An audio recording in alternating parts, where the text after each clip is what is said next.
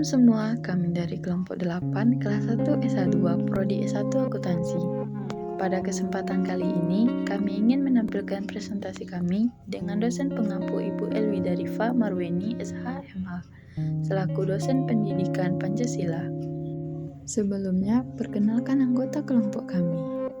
Perkenalkan, nama saya Santa Lucia Simamora, nomor BP 211100045. Perkenalkan, nama saya Nadira Syarani, BP 2110010. Saya Nesa Devira Octavia, BP 211100028. Saya Feliska Novalista, BP 2111019. Nama saya Gita Jatri, BP 1811009.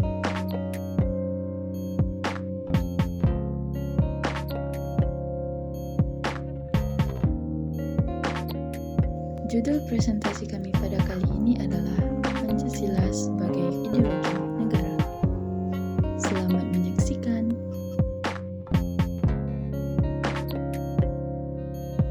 Topik yang diusulkan memberitahukan kepada masyarakat mengenai pentingnya vaksinasi dan selalu mematuhi protokol kesehatan.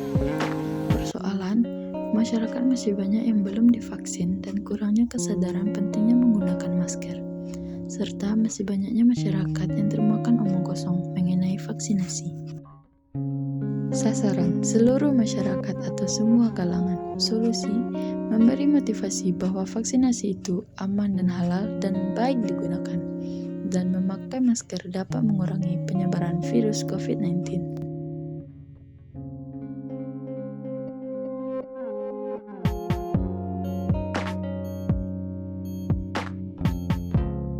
Peta penyebaran COVID-19 di Indonesia. Awal mula COVID itu terjadi pada bulan Februari 2020 yang sudah mulai melonjak di Indonesia. Kasus COVID-19 akhirnya menyebar ke seluruh provinsi di bulan April dan masih berlanjut penambahan jumlah kasusnya sampai sekarang. Peta penyebaran COVID-19 di Sumatera Barat tentang perkembangan kasus COVID-19 membuat terjadi perubahan kategori zona daerah di Sumatera Barat, yaitu ada zona merah, zona orange, zona kuning, dan zona hijau. Zona tersebut mempunyai indikator masing-masingnya. Pemerintah telah mengklasifikasi zona daerah COVID-19 berdasarkan warna yang 4 tadi yang digunakan untuk mengelompokkan keadaan suatu daerah, yaitu ada merah, orange, kuning, dan hijau. Peta penyebaran COVID-19 di Kota Padang sendiri berdasarkan hasil perhitungan pada SPSS yang telah dilakukan berdasarkan data COVID-19 yang diambil pada tanggal 7 Juli 2021 sebelum menerapkan pemberlakuan pembatasan kegiatan PPKM. Didapat 3 hasil klaster, yaitu ada tinggi, sedang, dan tidak mengkhawatirkan. Dan dari 104 kelurahan ada pertama itu satu kelurahan yang tinggi, yang 22 kelurahan itu sedang, dan 81 kelurahan itu tidak mengkhawatirkan. Yuk, mari kita mengenal lebih dekat mengenai protokol kesehatan selama kita beraktivitas di luar rumah. Akibat munculnya wabah COVID-19 di seluruh dunia, beberapa negara untuk mengurangi penyebaran COVID-19, pemerintah melakukan lockdown, di mana di Indonesia sendiri pemerintah melakukan pembatasan kegiatan masyarakat untuk mengurangi dan mencegah lonjakan kasus positif COVID-19. Namun, hal ini kurang dipatuhi oleh masyarakat, di mana masyarakat masih menganggap sepele COVID-19. Pemerintah membuat pedoman protokol kesehatan supaya masyarakat dapat mengurangi dan mencegah penyebaran COVID-19. Berikut ini adalah cara untuk menerapkan protokol kesehatan. Yang pertama, mencuci tangan. Mencuci tangan merupakan salah satu hal yang wajib dilakukan oleh beberapa orang. Namun, semenjak wabah corona muncul, mencuci tangan sudah menjadi kebiasaan yang harus dilakukan, di mana mencuci tangan dengan sabun dan air mengalir adalah salah satu upaya untuk mengurangi dan mencegah penyebaran virus corona.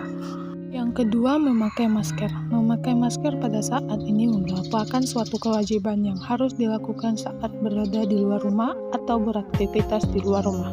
Organisasi Kesehatan Dunia atau WHO mengimbau agar seluruh orang atau masyarakat di seluruh dunia wajib dan selalu menggunakan masker saat berada di luar rumah. Yang ketiga, menjaga jarak. Pemerintah menganjurkan masyarakat untuk menjaga jarak minimal 1 meter untuk menghindari penyebaran COVID-19. Yang keempat, menjauhi kerumunan. Pada saat ini pemerintah mengimbau dan menganjurkan untuk selalu menjauhi kerumunan dan tidak membuat kerumunan saat di luar rumah, karena membuat kerumunan dapat berdampak pada munculnya penyebaran COVID-19. Dan yang kelima, mengurangi mobilitas. Penyebaran COVID-19 bisa berada di mana saja, jadi kurangilah waktu di luar rumah agar terhindar dari paparan virus corona, karena virus corona dapat menyebar dan menginfeksi seseorang dengan cepat. Maka dari itu, tetap patuhilah dan terapkanlah setiap protokol kesehatan untuk mencegah penularan dan penyebaran virus corona, dan selalu menjaga sistem kekebalan tubuh agar terhindar dari COVID-19. Vaksinasi. Vaksin merupakan salah satu upaya pemerintah untuk mengatasi pandemi COVID-19. Vaksinasi adalah pemberian vaksin atau antigen yang dapat merangsang pembekuan imunisasi sistem imun di dalam tubuh. Dengan prosedur vaksinasi yang benar diharapkan akan diperoleh kekebalan yang optimal.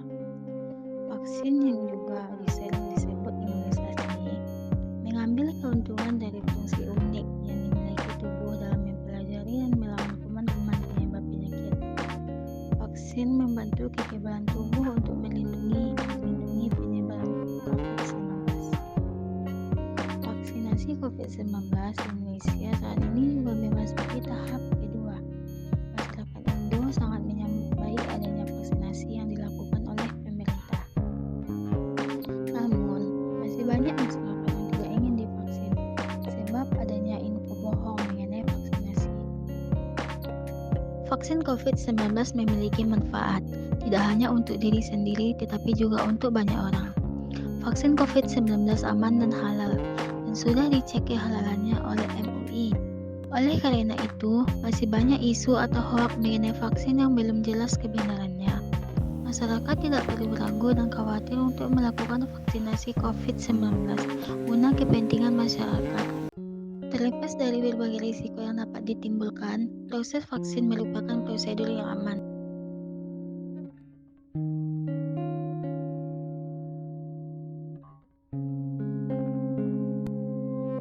Jawaban dari pertanyaan pertama, pertanyaannya yaitu bagaimana pihak kepolisian berusaha untuk meningkatkan kesadaran masyarakat untuk melakukan vaksinasi,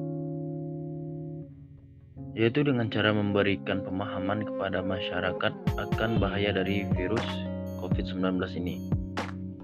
Virus ini sangat mudah menyebar dan sangat berbahaya bagi kesehatan, bahkan bisa menyebabkan meninggal dunia. Untuk masyarakat yang enggan untuk vaksin, biasanya mereka terpengaruh oleh berita hoax atau berita bohong.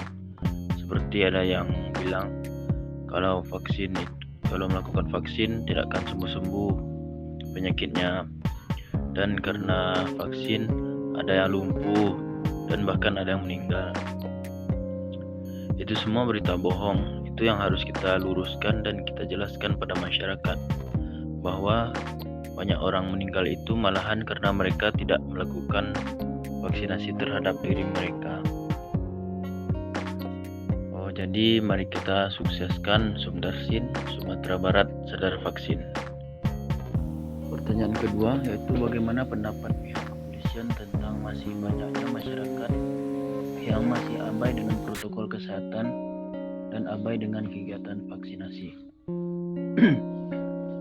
Menurut saya sepertinya masyarakat yang abai tersebut mereka merasa baik-baik saja saat tidak mematuhi protokol kesehatan. Ditambah lagi adanya mereka yang memang tidak terserang virus COVID-19 sehingga mereka menganggap bahwa virus itu tidak ada dan hanya cerita bohong. Padahal virus itu sangat berbahaya. Terkadang kita melaksanakan kegiatan razia masker, razia vaksin, masih banyak juga masyarakat yang tidak peduli. Padahal kita melakukan razia itu bukan untuk kepentingan kita pribadi, tetapi untuk kesehatan mereka juga, dan demi kepentingan bersama. Sekian presentasi dari kami. Terima kasih buat yang udah